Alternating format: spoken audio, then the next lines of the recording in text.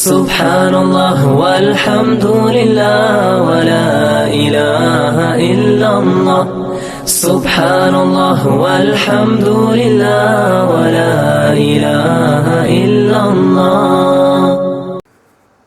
یہ سورہ اعراف کی 178 سے لے کر 79 تک آیت ہے۔ من يهد الله فهو المهتدي ومن يضلل فأولئك هم الخاسرون وَلَقَدْ ذَرَأْنَا لِجَهَنَّمَ كَثِيرًا مِّنَ الْجِنِّ وَالْإِنسِ لَهُمْ قُلُوبٌ لَّا يَفْقَهُونَ بِهَا وَلَهُمْ أَعْيُنٌ لَّا يُبْصِرُونَ بِهَا وَلَهُمْ آذَانٌ لَّا يَسْمَعُونَ بِهَا أُولَٰئِكَ كَالْأَنْعَامِ بَلْ هُمْ أَضَلُّ أُولَٰئِكَ هُمُ الْغَافِلُونَ۔ جس کو اللہ رستہ دے وہی رستہ پاوے، جس کو اللہ رستہ دے گا، من يهد الله فهو المهتدي، وہی رستہ پائے گا۔ ومن یضلل، اور جس کو وہ بچ لائے، پھسلا دے، گمراہ کر دے، تو وہی ہیں ٹوٹے میں، گھاٹے میں، خسارے میں۔ اور ہم نے پیدا کیے دو جہنم کے واسطے بہت سے جن اور بہت سے آدمی، جنات اور آدمیوں میں سے ہم نے پیدا کیے جہنم کے واسطے۔ لہم قلوب، ان کے دل ہیں کہ ان سے وہ سمجھتے نہیں، اور آنکھیں ہیں ان کی کہ ان سے دیکھتے نہیں، اور ان کے کان ہیں کہ ان سے سنتے نہیں۔ وہ ایسے ہیں جیسے چوپائے، چار پیر سے منہ نیچے کر کے چارہ چرنے والوں کو کہتے ہیں چوپائے، ہاں جیسے چوپائے، بلکہ ان سے بھی زیادہ بے راہ ہے، جانوروں سے زیادہ بدتر ہے یہ۔ وہی لوگ ہیں غافل۔ اللہ تعالیٰ نے صحیح راستے کی جس کو ہدایت دی وہی ہدایت پانے والا ہے، جس کو گمراہ کر دیا تو وہی خسارے اور نقصان میں پڑنے والے ہیں۔ قرآن میں یہ مضمون بہت آیا ہے، بتلایا گیا کہ ہدایت، گمراہی، ہر خیر و شر، اچھے برے کا خالق صرف اللہ ہے۔ کون ہے؟ ہاں، انسان کے سامنے اچھے برے، صحیح غلط دونوں راستے کر دیے، اس کو ایک خاص قسم کا اختیار دیا گیا، وہ اپنے اس اختیار کو اچھے اور صحیح راستے میں خرچ کرتا ہے تو ثواب اور جنت کا مستحق ہوتا ہے، اور برے اور غلط راستے میں لگاتا ہے تو عذاب جہنم یہ اس کا ٹھکانہ ہو جاتا ہے۔ سمجھ میں آیا؟ تو واضح آیت ہے نا، کیا ہے؟ من یہد اللہ فہو المہتدی، جس کو اللہ ہدایت دے وہی ہدایت پائے گا۔ معلوم ہوا کسی کی غلط فہمی سے یا کسی کی زبان کی پھسلان سے یا کسی کے جوش و جذبے سے اگر یہ بات کہیں سنی یا لکھی یا چلائی گئی ہے کہ ہدایت اگر اللہ کے ہاتھ میں ہوتی تو اللہ نبیوں کو نہ بھیجتا، تو یہ غلط بات ہے۔ اس میں صاف انکار ہے کہ ہدایت اللہ کے ہاتھ میں نہیں ہے۔ اگر ہدایت اللہ کے ہاتھ میں ہوتی تو نبیوں کو نہ بھیجتا۔ نبیوں کو بھیجا اس کا مطلب یہ ہے کہ اللہ کے ہاتھ میں ہدایت نہیں، نعوذ باللہ ثم نعوذ باللہ ثم نعوذ باللہ۔ تو میرا جناب والا سے سیدھا سا سوال تھا کہ ہدایت اللہ کے ہاتھ میں ہوتی تو نبیوں کو نہ بھیجتا، ٹھیک ہے، نبیوں کے ذریعے ہدایت امت کو ملی، بہت اچھا، تو پھر نبیوں کو ہدایت کہاں سے ملی؟ سیدھا سا سوال ہے نا، نبیوں کے پاس ہدایت آئی تب تو آگے گئی نا، تو ٹھیک ہے، نبیوں کے پاس کہاں سے ہدایت آئی؟ پھر وہی بات آئی، کس نے دی؟ قرآن جیسی آیتیں، من یہد اللہ فہو المہتدی، اللہ جس کو ہدایت دے وہی ہدایت یاب ہوگا، نبیوں کے ہاتھ میں ہدایت نہیں ہے۔ انکا، اے نبی، انکا، بے شک آپ، لا تہدی، ہدایت نہیں دے سکتے، من احببتا، جس کو چاہے، ولکن اللہ یہدی من یشاء، لیکن اللہ جس کو چاہے گا ہدایت دیتا ہے۔ اس سے واضح آیت اور کون سی ہو؟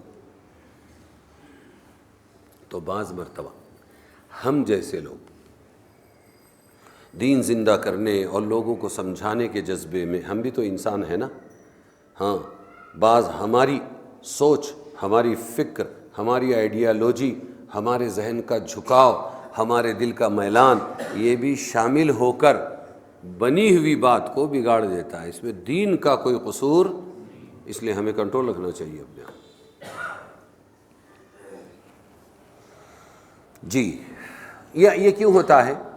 ایک چیز ثابت کرنے کے لیے، حالانکہ اس سے آپ کا کوئی فائدہ نہیں ہوگا، اس سے کوئی فائدہ، بھائی نکلنا ہے، چلنا ہے، ملاقاتیں کرنا ہے، عمومی کرنا ہے، خصوصی کرنا ہے، دعوت دعوت دعوت دعوت دعوت۔ اب اس کو ثابت کرنے کے لیے چونکہ قدم کمزور ہو گئے، داعی کمزور ہو گئے، جلدی گشت میں نکلتے نہیں، جلدی ملاقاتوں میں جاتے نہیں، جلدی جماعتوں میں لوگ نکلتے نہیں ہیں، اور کام پر بھی کبھی اعتراض ہوتا ہے، جب اس میں غلطیاں ہوگی تو ریئیکشن بھی ہوگا، پھر الزام بھی آئے گا۔ تو یہ سب کے مقابلے میں بھی اپنا کام بھی کوئی کام ہے، یہ ثابت کرنے کے لیے ایک ذمہ دار ایسی باتیں کرتا ہے۔ پھر ارے سمجھے کہ نہیں سمجھے؟ صحت مند ہوتا ہے تو وہ تو چلتا ہے، کام کرتا ہے، گولیوں کی ضرورت کب پڑتی ہے؟ بیمار کو۔ کس کو؟ ہاں۔ تو دین کا کام صرف دعووں سے نہیں ہوتا، اور دعویٰ دلیل چاہتا ہے، پھر کہ یہ التماس سے ہوتا ہے، یہ ٹھڈیوں میں ہاتھ دینے سے ہوتا ہے، یہ سامنے والے کے سامنے اپنے آپ کو ذلیل کرنے سے ہوتا ہے، کسی طرح اس کو آمادہ کرنے سے ہوتا ہے، پھر قدم چلتے ہیں، جب قدم چلتے ہیں تو حق چلتا ہے۔ سمجھ میں آیا؟ اور قدم کمزور پڑ جاتے ہیں تو پھر زبان مضبوط بن جاتی ہے۔ اللہ کی قسم، اللہ کی قسم، جبکہ حدیثوں میں ہے کہ بہت قسمیں کھانے والا جھوٹا ہوتا ہے۔ کیا ہوتا ہے؟ وہ بہت بڑا ذمہ دار ہے، بہت اللہ کی قسم کھاتا ہے، کیوں؟ اس کو اپنی بات میں مضبوطی پیدا کرنا ہے۔ حالانکہ مضبوطی دین کے راستے میں قلموں سے نہیں آتی، قدموں سے آتی ہے۔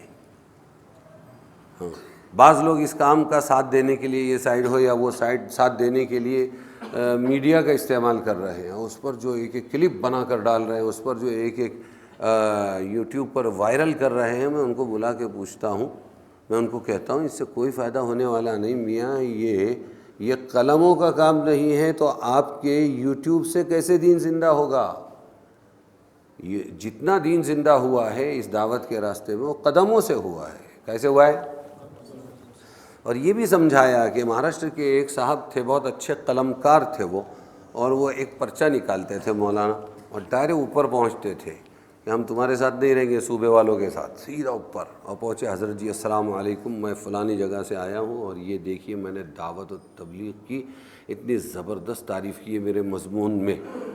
تو حضرت جی مولانا انعام الحسن نے کہا مولوی صاحب ہم کو تو آپ معاف رکھیں۔ کیا کہا؟ نہ ہماری تعریف میں کچھ لکھیں اور نہ ہماری برائی میں کچھ لکھیں، ہم تو یہ کہتے کوئی بھی ہو بھائی اٹھاؤ بستر اور چلو 3 دن یا 40 دن، یہ ہماری تائید ہے۔ بات سمجھے کہ نہیں؟ تو یوٹیوبروں کو میں سمجھاتا ہوں کہ آپ اتنا جو زور لگا کے تائید کرتے ہیں کوئی فائدہ نہیں، آپ اٹھو 3 دن جاؤ جماعت میں، سمجھتے ہی نہیں۔ تو پھر یہ قسمیں کھانا، یہ دعوے کرنا، اور پھر یہ بولنا کہ نہیں بھائی گشت کرو کرنا، نبیوں نے گشت کیا، نبیوں نے گشت کیا، اللہ کے ہاتھ میں اگر ہدایت ہوتی۔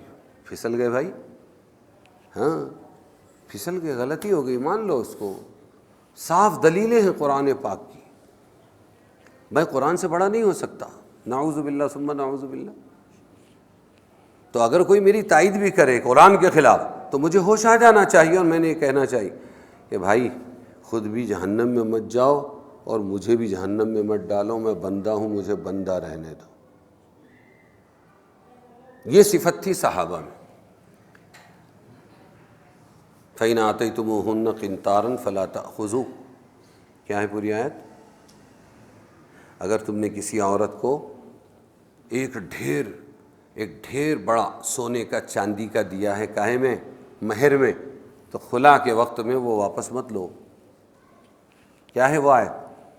فَإِنْ آتَيْتُمُوهُنَّ إِحْدَاهُنَّ قِنْطَارًا فَلَا تَأْخُذُوا مِنْهُ شَيْئًا۔ تو معلوم ہوا، اس سے ثابت ہوا کہ مہر کتنا بھی دے سکتے ہیں۔ حضرت عمر اپنے آئیڈیالوجی میں کھڑے ہوئے اور کھڑے ہو کے کہنے لگے ارے لوگوں مہر زیادہ مت باندھو، مہر زیادہ مت باندھو، مہر زیادہ مت باندھو۔ مجمع میں پیچھے کی طرف عورت بھی تھی، کھڑے ہو گئی اور کہنے لگی عمر تمہیں کیوں اشکال ہے مہر زیادہ باندھنے پر، جبکہ اللہ ہمارا کہہ رہا ہے کہ تم مہر اتنا بڑا بڑا انبار چھوٹے چھوٹے پہاڑ ٹیلے کے برابر بھی مہر باندھ سکتے ہو، سونا چاندی، اور تم کہتے ہو کم باندھو۔ حضرت عمر نے فوراً اعتراف کیا، مرد خطا کر گیا مسئلہ بتانے میں، حضرت عمر کی شان گھٹی کیا؟ نہیں۔ جن ذمہ داروں میں یہ بات آئے گی اعتراف کر لینے کی، مان لینے کی، قرآن آیا سامنے، خاموش، ہم کچھ نہیں، حدیث ہم کچھ نہیں، ماگاری، وہ کامیاب ہوں گے، ورنہ مسئلہ بن جائیں گے اور فتنے بن جائیں گے۔ تو دیکھو اللہ فرما رہے ہیں کہ بھائی ہدایت تو اللہ جس کو چاہے دیتا ہے، اللہ کے سوا کوئی ہدایت نہیں دے سکتا۔ جی، اس آیت میں قابل لحاظ یہ بھی ہے کہ گمراہی اختیار کرنے والوں کو کی تو سزا اور انجام بد کا ذکر کیا گیا، وہ لوگ خسارے میں پڑنے والے ہیں، یہ بتایا۔ اس کے بالمقابل ہدایت یافتہ حضرات کی کسی خاص جزا کا ذکر نہیں کیا گیا، بلکہ صرف اتنا کہنے پر اکتفا کیا گیا وہ ہدایت یافتہ ہے۔ اس میں اشارہ اس بات کی طرف ہے کہ ہدایت ایسی عظیم الشان نعمت ہے جو دین و دنیا کی ساری نعمتوں اور رحمتوں پر حاوی ہے۔ دنیا میں حیات طیبہ، آخرت میں جنت کی لازوال نعمتیں سب ہدایت ہی کے ساتھ وابستہ ہیں۔ اس لحاظ سے ہدایت خود ایک بھاری نعمت اور بہت بڑا انعام ہے، جس کے بعد ان نعمتوں کے شمار کرنے کی ضرورت نہیں رہتی جو ہدایت کے صلے میں ملنے والی ہے۔ ارے سمجھ میں آیا کہ یہاں پر آیت میں اللہ نے کیا فرمایا کہ جو گمراہ ہوئے، وَمَن يُضْلِلْ مَن يَهْدِ اللَّهُ فَهُوَ الْمُهْتَدِي، جس کو اللہ نے ہدایت دی وہ ہدایت یافتہ ہے۔ کیا ملے گا یہ نہیں کہا، لیکن آگے کہا وَمَن يُضْلِلْ، جس کو اللہ نے گمراہ کر دیا، فَأُولَٰئِكَ هُمُ الْخَاسِرُونَ، تو وہ ٹوٹے والے، گھاٹے والے ہیں۔ تو پھر ہدایت جس کو ملی اس کو کیا، ان لوگوں کو کیا ملنے والا ہے؟ کوئی ضرورت ہی نہیں بولنے کی، ہدایت خود ہی اتنی بڑی نعمت ہے کہ بس یہ چابی ہے، نعمتوں لازوال اور ہمیشہ کی نعمتوں کو دلانے کے لیے ہدایت کافی ہے۔ اب چھوٹا موٹا انعام ان کو نہیں دیا، ان کا بیان نہیں کیا جائے گا۔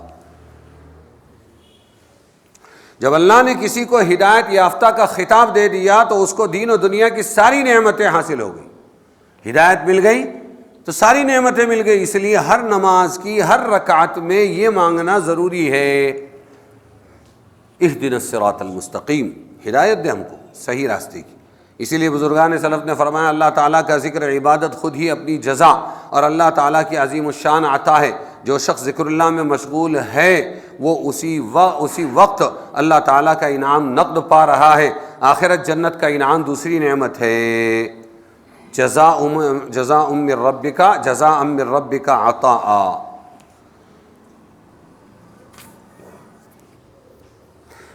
اس لیے فرمایا اللہ نے آگے وَلَقَدْ ذَرَأْنَا لِجَهَنَّمَ كَثِيرًا مِّنَ الْجِنِّ وَالْإِنسِ لَهُمْ قُلُوبٌ لَّا يَفْقَهُونَ بِهَا، ہم نے جہنم کے لیے بہت سے لوگوں کو پیدا کیا، انسان جنات میں سے، آنکھ ہے دیکھتے نہیں ہیں، اور کان ہے سنتے نہیں ہیں، اور دل ہے سمجھتے نہیں ہیں، اس سے سب موجود ہے۔ یعنی آلات اور اسباب تو موجود ہے لیکن ان کو صحیح استعمال کر کے صراط مستقیم نہیں پاتے، بلکہ وہ گمراہ ہو جاتے ہیں۔ ارے سمجھے یا نہیں سمجھے؟ اس میں یہ بتلایا گیا کہ اگر تقدیر الہی ایک راز سر بستہ ہے، چھپا ہوا راز ہے جس کا کسی کو اس دنیا میں علم نہیں ہوتا، لیکن اس کی علامت سے کچھ اندازہ لگایا جا سکتا ہے۔ اہل جہنم کی علامت یہ ہے کہ وہ اللہ تعالیٰ کی دی ہوئی قوتوں کو ان کے صحیح کاموں میں نہ لگائیں۔ صحیح علم و معرفت کے لیے جو اللہ جل شانہ نے عقل اور آنکھ کا کان عطا فرمائے، ان کو وہ بے مصرف چیزوں میں لگاتے ہیں، اور اصل مقصد جس کے ذریعے دائمی اور لازوال راحت دولت مل سکتی ہے اس کی طرف ان کا دھیان نہیں جاتا۔ یہ جہنمیوں کی نشانی ہے۔ اس آیت میں سمجھ بوجھ، بینائی، شنوائی سب چیزوں کی بالکل نفی کی گئی کہ کافر لوگوں کو نہ کان ہے سننے والے، اور نہ آنکھ ہے، اور نہ دل ہے، وغیرہ وغیرہ، یہ بات کہی گئی ہے۔ حالانکہ واقعہ اور مشاہدہ یہ ہے کہ ارے یہ لوگ نہ پاگل نہ دیوانے ہوتے ہیں جو کچھ نہ سمجھیں، نہ نابینا ہوتے ہیں کہ کچھ نہ دیکھیں، نہ بہرے ہوتے ہیں کچھ نہ سنیں، بلکہ مشاہدہ یہ ہے دنیا کے کاموں میں یہ اکثر لوگوں سے زیادہ چالاک اور ہوشیار ہوتے ہیں۔ اس سے پہلے بھی میں نے یہ مضمون بتایا تھا کہ عقل مندی کیا ہے؟ اللہ کو پہچان، اور اللہ کو نہیں پہچانتے وہ عقل مند نہیں، چاہے دنیا میں بڑے ہوشیار ہو جائے۔ سمجھ میں آیا؟ دوسرے پارے میں کہا ہے اللہ نے کہ یہ آسمان، یہ زمین، یہ چاند، یہ سورج، یہ تمہارے سامان لے کر چلنے والے بڑے بڑے کیا کہتے ہیں اس کو، پانی کے جہاز، اور یہ برستا ہوا بارش، اور یہ زمینوں کا دوبارہ زندہ ہو جانا، ان فی ذلک لآیات لقوم یعقلون، ان تمام اللہ کی قدرت کی نشانیوں میں، قدرت کی چیزوں میں نشانی ہے کون سی قوم کے لیے؟ عقل مند قوم کے لیے۔ تو معلوم ہوا کہ جو ان میں غور کر کے رب کو نہ پہچانے وہ قوم کتنی ہی زیادہ ہوشیار ہو لیکن وہ عقل مندوں کی فہرست سے خارج ہے۔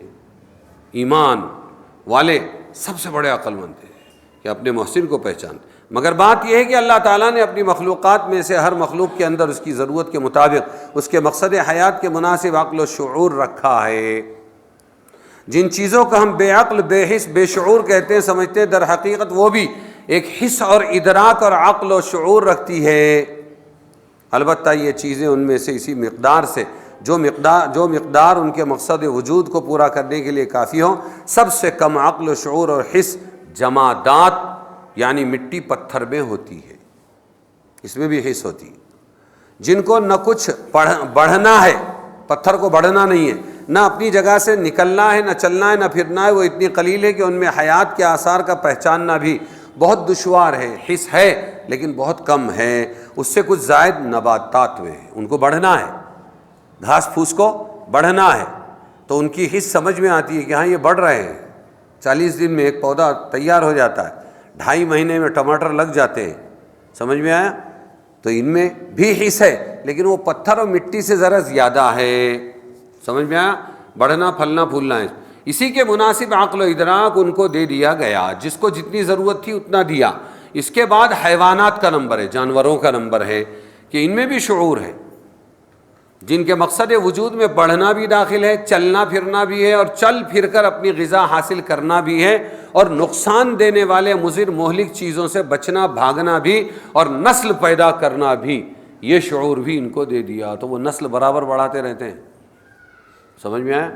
ہاں، شیرنیوں کا خاص مسئلہ ہے نسل بڑھانے کے بارے میں، سال میں ایک مرتبہ ایک شیرنی ملاقات کرتی ہے شیر سے، ہاں، اور پھر وہ برابر بچہ پیدا ہوتا ہے، پھر ان کی پرورش کرتی ہے، ان کو پروان چڑھا کے پھر اس کے بعد اس کا نمبر لگتا ہے۔ اگر شیر نے بیچ میں اور گڑبڑ کرنے کی کوشش کی تو 5-6 شیرنیاں مل کے اس کو دبا ڈالتی، اس کا ناڑا پھاڑنے کے قریب ہو جاتی ہے۔ کیوں؟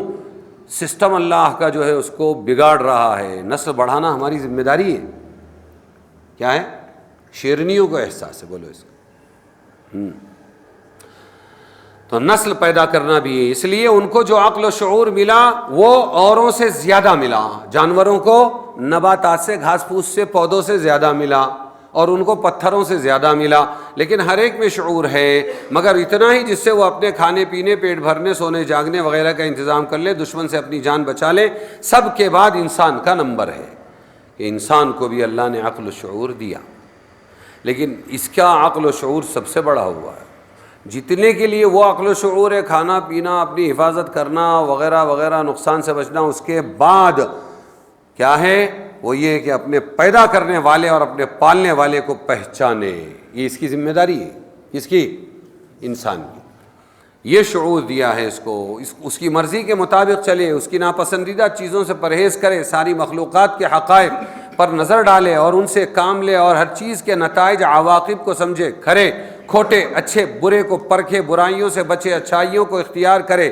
اسی نوع انسانی کی یہ خصوصیت ہے کہ اس کو ترقی کرنے کا بڑا میدان ملا ہے جو دوسری نوع کو حاصل نہیں۔ جب یہ ترقی کرتا ہے تو فرشتوں کی صف سے آگے بڑھ جاتا ہے۔ کتنی ترقی کرتا ہے یہ؟ سدرۃ المنتہا پر جو پہنچے نبی، سر جھکا کر یہ جبریل کہنے لگے، اے حبیب خدا، اب سوا آپ کے اس کے آگے جو جائے گا جل جائے گا۔ وہاں جبریل بھی نہیں جا سکتے جہاں اللہ کے نبی پہنچے، تو اللہ تبارک و تعالی نے ایسی اڑان دی ہے۔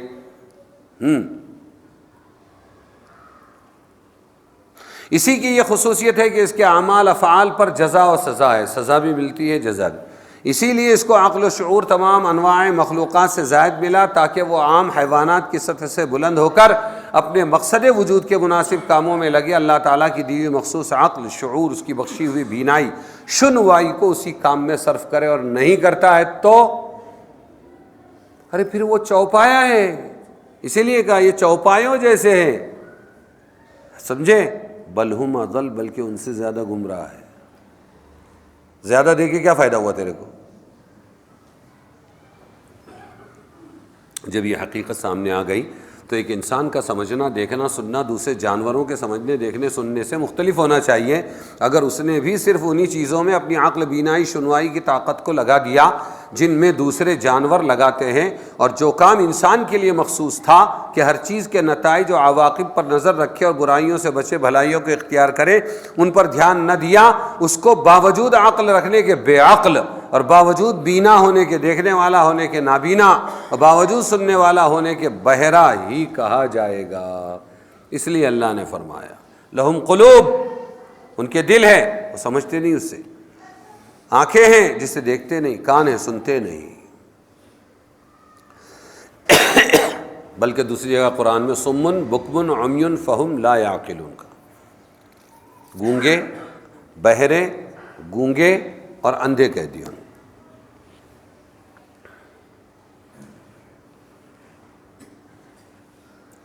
اور ان کے بارے میں قرآن نے کہا دوسری جگہ یعلمون ظاہرا من الحیات الدنیا وہم عن الآخرۃ ہم غافلون.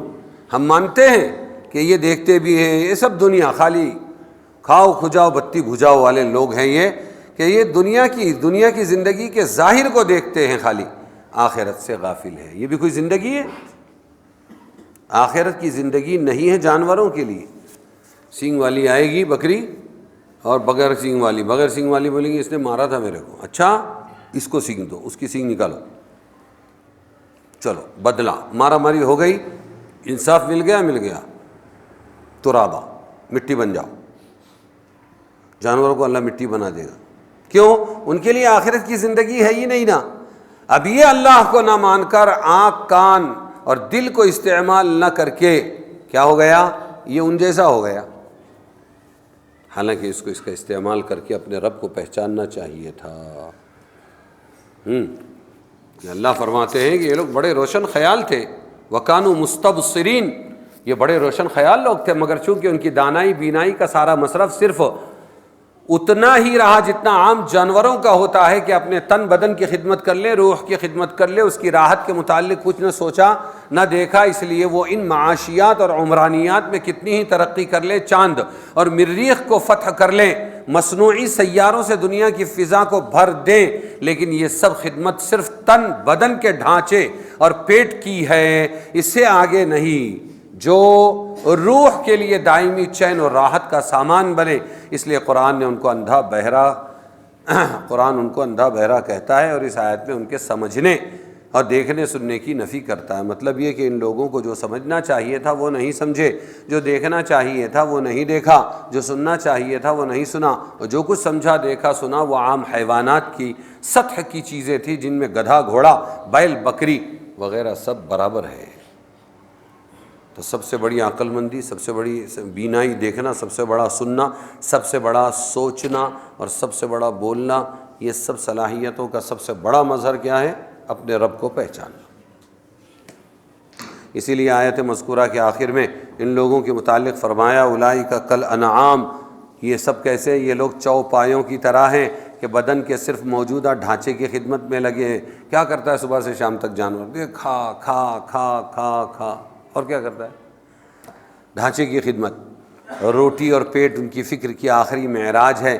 فرمایا بل ہم اضل، بلکہ یہ لوگ چوپایوں جانوروں سے بھی زیادہ بے وقوف ہیں. وجہ یہ ہے کہ جانور احکام شرعیہ کے مکلف ہے ہی نہیں بیچارے، ان کے لیے جزا سزا نہیں. ان کا مقصد اگر صرف موجودہ زندگی اور اس کے ڈھانچے کی درستگی تک رہے تو صحیح ہے، وہ جانور ہے، مگر انسان کو تو اپنے اعمال کا حساب دینا ہے اور اس پر جزا و سزا ہونے والی ہے. اس لیے اس کا ان کاموں کو اپنا مقصد سمجھ بیٹھنا جانوروں سے زیادہ بے وقوفی ہے. اس کے علاوہ جانور اپنے آقا و مالک کی خدمت پوری بجا لاتے ہیں. کیا کرتے ہیں جانور؟ اپنے مالک کی، آقا کی خدمت بجا لاتے ہیں. اور نافرمان انسان اپنے رب اور مالک کی خدمت میں قصور کرتا ہے، اس لیے وہ جانوروں سے زیادہ بے وقوف غافل ٹھہرا، اسی لیے اولئک ھم الغافلون، یہی غافل لوگ ہیں فرمایا۔